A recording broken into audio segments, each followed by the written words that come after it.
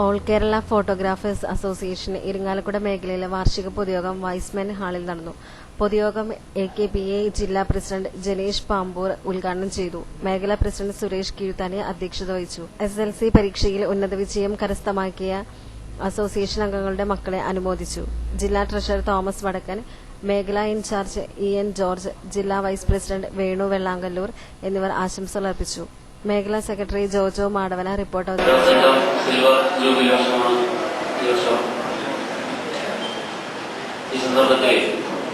ഈ രജത ജൂബിലി വർഷത്തിലെ ഈ സംഘടനയെ